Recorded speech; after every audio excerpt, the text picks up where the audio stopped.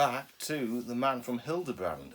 It has been a very long time because I finally got my bond room back after it being a complete mess. Now, I think the last time we spoke, I was kind of in the process of sorting out our bedroom, hence why all of the crap from our bedroom was in here, which kind of made this a complete mess. So, I apologise that it's been quite a long time. It's probably been at least 2 months. Now, to be fair, for a long time there has been nothing really to report, but all of a sudden there's been developments in the world of Bond. Bond 26, that's again gone quiet. Now, there was probably back in April time, I think, David Heyman, Amy Pascal, and Amazon and probably Eon were having meetings in London about Bond 26. What I have heard down the grapevine, which I'm going to take as a pinch of salt, but it might be still just worth sort of kind of noting, is that Amazon and Eon have finalised and closed their deal back in May. And with what I'd heard, apparently there was 3 stories floating around, 3 kind of scripts and ideas for Bond 26. Whether or not these 3 scripts are to form a trilogy of films, or whether or not they're just individual stories which they're going to just look at and select, I don't know.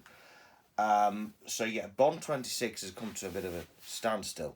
Now, I would imagine when they do announce it, and we don't know when that'll be, they will announce the director, the cast and crew, the new Bond, all in one go. We don't know who's involved in the story writing process. We don't know if it's Purvis and Wade. I don't know. Could be totally new people. So there is that. However, as we all know, recently, within the past few weeks, IO Interactive have gave us their first insight onto the Bond development, onto their Bond game, which has been in development for 5 years, entitled 007 First Light. I mean, I think I looked at it and I thought it was absolutely fucking brilliant. Would I buy a PS5? I don't know. But, I mean, a lot of people rave about the Hitman games. And yeah, looking at the trailer, it looks pretty good. And quite frankly, it's what this trailer is giving us in terms of a really young Bond and a kind of, exploring his parents' death and, starting out.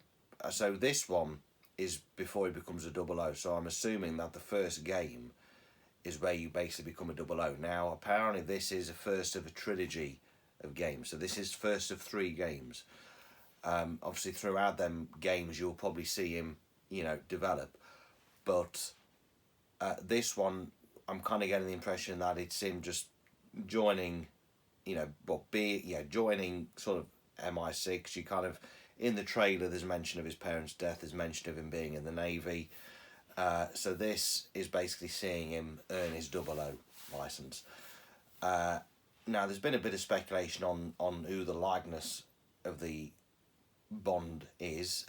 People have said Tom Cruise, people have said Tom Holland, but a lot of people have been going towards Patrick Gibson, which is somebody I've never heard of, but it's an Irish actor, and if you Google him, you can see the similarities. Who's voiced him, I don't know. But yeah, when you look at the trailer, it's, that trailer's got just as much hype. Anybody think that this is Bond 26? There's so much hype. And what really impresses me is how they've actually really kind of gone to town with the partnerships, with the branding. We've got all of our brand, we've got Aston Martin, we've got Amiga, we've got Coca-Cola, we've got Jaguar, we've got Defender. All these names is usually what, and Tom Ford as well. All these names is usually what's connected to the film Bond. So for a game to have all this branding, it's quite a big deal. And the fact that we have got Amiga, I mean, that's pretty cool. And whether or not Amazon will stick with Amiga, I don't know. But that's another little interesting tidbit. So yeah, 007 First Light, there's still, but things can change. Um, it's due to be released next year. Um, don't forget we're probably going to end up having, a score as well. We're probably no doubt going to be having the Bond, there'll be title sequence, and we're going to have a Bond theme with it as well. Either way this has been promoted, this Bond theme, we may actually listen on the radio. It might end up being in the charts. However, I do feel that looking at this trailer for 007 First Light is now making Heyman and Pascal run for the money, because I kind of feel that what this is shown as in First Light is what a lot of us was kind of expecting for Bond 26. So it's now going to be interesting, because obviously First Light, it is sort of, it's a total, it is an origin story. It's not based on any films or books. It has got, sort of the key elements that Fleming had created, and they've masterfully and wonderfully brought it up to modern times. So obviously they've got to try and bring in a new audience, which I totally get. And I'm totally up for that, providing that, they do stick with the Fleming kind of lore, if you like. So yeah, 007 First Light, it looks really, really good. Now, obviously, when it comes to Bond 26, they've got to kind of somehow keep that a different entity, so you kind of don't get the things mixed up or crossed over. Which, talking of crossover now, do we now technically call, James Bond being part of the Hitman universe? Because Hitman, I'm not really totally familiar with that series, but Hitman are basically, kind of crossed over and sort of bought in Le Chiffre from Casino Royale, played by Mads Mikkelsen, which is reprising his role. So he's now making a cameo in the latest Hitman game, which is fine, because it can do that, because obviously IO Interactive, they develop Hitman, they got the rights to Bond and all this, so they can do that. What the future holds for IO, I don't know. Yeah, I would love if they obviously did their trilogy, and then they may give us, I don't know, a faithful adaptation of Goldfinger, or obviously they, whether or not they will give us an adaptation of Bond 26 or Bond 27, I doubt it, because I think they'll be too focused on their origin story. But once we've got the origin story out of the way, so let's say 5 years, I mean, I don't know if they'll release a game every year or every 2 years, I don't know how the gaming world works, but if you've got 3 games, if this is part of a trilogy, obviously, you've got to make sure it doesn't kind of clash with Bond 26 or Bond 27. So yes, we've got that. Obviously, I don't know if I mentioned it before, but IFP are in the midst of releasing The Eye and the Hook, which is the latest novel from Raymond Benson, which is set in the 50s, and it's basically a spin-off on Felix Leiter. I have ordered the paperback book, which is due to be released in October.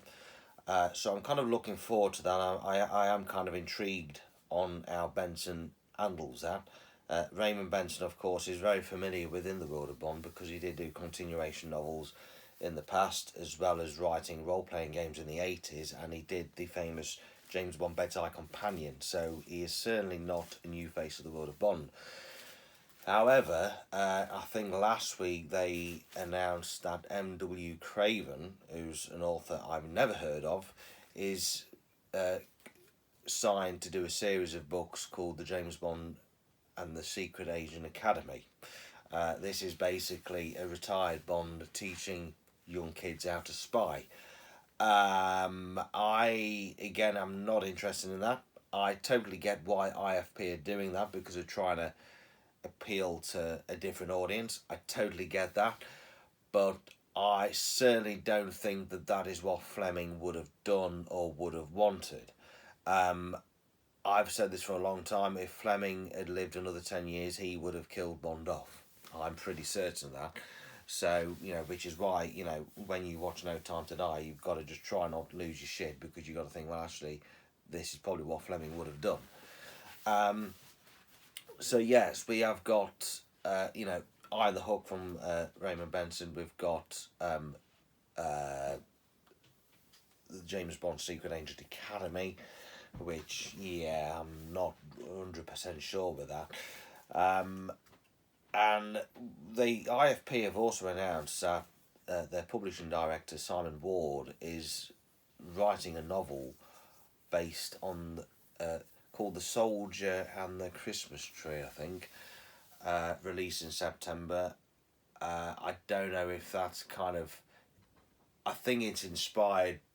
I think it's a fictionalised story inspired by true events, because if you've read the brilliant book by Nicholas Shakespeare, he kind of mentions that actually, the reason why Trafalgar Square as a Christmas tree is because of Ian Fleming. Ian Fleming introduced the Christmas tree to Trafalgar Square.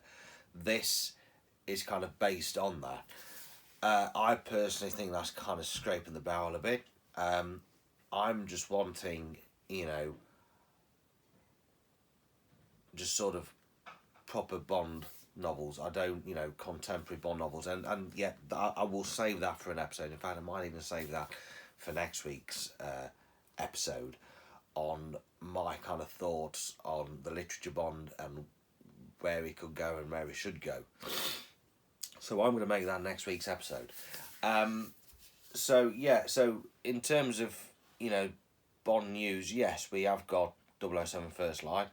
And again, I am kind of amazed at how much publicity that has been getting, because that's all over social media. I can imagine once that game's out, you'll be having, billboard posters on side of double-decker buses. You'll be having it all at bus stops. You'll be having on billboards, everything. I think in terms of advertising, we are going to be in sort of a golden age of Bond, because we're going to get Bond back on gaming format. Plus, I think next year, or possibly the end of this year, we are going to get more news on Bond 26. Also, La La Land, they have released Goldfinger on vinyl, which I was in two minds of getting, but I think I might have missed out. So obviously they released their sort of remastered CD last year in celebration of the 60th anniversary of Goldfinger. They are now putting it on to LP. So they made a statement at the end of last month, and they have a plan, and their plan is to every 3 months release a Bond title on vinyl. So apparently Moonraker and The Man with the Golden Gun are next to be lined up to be released on vinyl, with possibly CDs being released in between. So you're looking at every 6 weeks you're going to get a title released. They had hinted that Her Majesty's Secret Service, Verity reported that an expanded edition, a remastered edition of Her Majesty's Secret Service would be released in summertime. So I'm kind of guessing that if the Goldfinger vinyl was released on the 1st of June, 6 weeks from that will take you to sort of the second week of July, mid-July. We may get news of Her Majesty's Secret Service soundtrack. Even though Verity reported it to be remastered, there is still a lot of belief that it could be expanded, because there is material out there. Lucas Kendall, when he remastered the soundtracks back in 2003, he said that with Her Majesty's Secret Service there was enough material out there, but the budget didn't allow him to make a 2 CD presentation. Obviously things are now different. La La Land gave us 2 CD presentations in the past. So fingers crossed. And Her Majesty's Secret Service, I predict, will be with us in July. And that's obviously to, for the 55th anniversary. Now, I've been pretty hopeful, really, because Moonraker licensed to Her Majesty's Secret Service were actually planned for 2019. So, yeah, we are pretty hopeful in that. So, yeah, in terms of other Bond news, I don't know. But, yes, I mean, I know that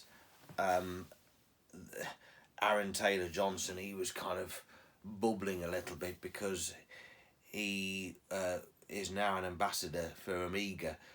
And I don't know, there is James Bond groups and fan clubs over there. I'm not going to mention any in particular, but there's one in particular which was like losing the shit because Aaron Taylor-Johnson, could now be Bond because he has now become Amiga ambassador. I just find that way of thinking very fanboyish. Yes, I suppose there was a time when I was a bit of a fanboy, but you know what? I've actually grown up, believe it or not. And this is the idea of this podcast, this kind of channel, is to try and filter the nonsense and the shit away, and try and give you a realistic view. So, we don't know who Bond is until it's been confirmed from the studios. Aaron Taylor-Johnson, okay, just he's now become an ambassador for, Amiga. Daniel Craig, Pierce Brosnan, they were ambassadors after they became Bond, right? As Bill Koenig pointed out, Amiga is not the casting director for Bond, right? If you're going to go down that route, that's only like, there's been, a couple of months ago, Pierce Brosnan was seen having photo shoots and sitting in the new Aston Martin Vanquish. Does that mean that he's now Bond because he's now, been seen with an Aston Martin, right? No. Right? You've got, I think Nicole Kidman, Eddie Redmayne, George Clooney, I think they're all ambassadors for Amiga, but they got nothing to do with Bond. So, yeah, I just feel that, these very well-known Bond groups, who also seem to love this new AI thing, which I absolutely detest. I mean, there's a load of crap on Facebook, all these AI images, and I mean, there's one of all the Bonds together, and it just looks absolutely shit. George Lazenby doesn't look like George Lazenby. It's just this image. I just absolutely detest AI, and unfortunately, a lot of people are now using AI to create crap. So no, just, Aaron Taylor-Johnson just is now ambassador of Amiga. It means absolutely jack fucking shit. So no, I just thought I haven't done a video for months. I just want to show you that I'm still alive. I just want to have a bit of a quick recap and just express my thoughts on, what's happening, especially 007 First Light, because I'm going to again go quickly back to that. Now, for the Amiga enthusiasts like myself, Amiga are part of the branding. Bond is seen wearing a 300 Amiga Seamaster chronograph, which he's never wore. Well, I think the last time he wore a chronograph was probably A View to a Kill, when he wore a Seiko, and then before that it was a Rolex chronograph on Her Majesty's Secret Service. So there's a brief glimpse of Bond, with this Amiga chronograph on a NATO strap. I've googled it. That watch does exist, but this one contains, colours, certain colours which aren't available. So whether or not this was specifically designed just for the game or if it's to come out, I don't know. But the fact, if they, I don't know, I mean, will Amiga release this Bond watch and associate it with 007 First Light? I don't know. But the fact that it's now associated with a video game would be pretty cool. But yeah, I mean, I like my Amigas, so I am going to keep my eye out on that. So yeah, and also we saw a glimpse of a DBS. A lot of people were wrongly making out it was a V8 Vantage from Living Daylights. No, it's not. It is a DBS, and it is actually kind of a tribute to the Persuaders because it is the same kind of, well, it is the same car and the same colour as what Roger Moore drove when he played Brett Sinclair in the Persuaders. So that was a nice nod. So yeah, I mean, 007 First Light, I'm kind of looking forward to it. We'll see what next year brings. I mean, the missus, she kind of quickly looked at how much a PS5 costs. I don't know, but we'll see what next year brings. But I mean, I haven't played Bond games for ages, but we've also got to remember that, Bond and video games haven't, even though there's been some great video games in the past, the studios who develop the games don't seem to last long and they seem to lose a license. I mean, I think that's another video in itself, just kind of a brief history on the video games. But yes, hopefully we'll just see where he goes. But yes, in the meantime, I kind of do feel that, Bond in the public domain, and not just amongst us hardcore fans, but I feel like it is now leaking further into the public domain because of this game. It is getting people talking. I mean, since Bond 26 has been quiet, what I have been stressing is that Bond is still very much alive. Not necessarily for the public, because, the public want to know who the next Bond is and all this. They're just interested in the film, whereas us hardcore fans, we're interested in the novels, the literature side, the odd bit of merchandise, and it's there. It's there. Hot Toys have released sort of a kind of a prototype model of Daniel Craig from No Time to Die. I must admit that the face doesn't look, well, I think it's more the eyes. Everything else looked fine. It was just the eyes. So whether or not they might improve that, but actually, funny enough, on Facebook, somebody had posted a head sculpt. I mean, I think there's a lot of rogue companies, unofficial companies out there that supply sort of busts of Daniel Craig's head, which you can stick on action figures. And there was one out there, and even though it was grey, it was pure plastic and it hadn't been painted, that actually looked more like Daniel Craig than the Hot Toys model did. So again, whether or not I'll get them, we'll see. We will see. We'll see what next year brings. We will see. But otherwise, I think that's it for now. But yes, I will try and return next Sunday with my views on the literature Bond and where I think it needs to go and where I think that they should be giving us. So I'm really looking forward to that episode because I feel like I've got a lot of interesting things to talk about on that. But for now, I will love you and leave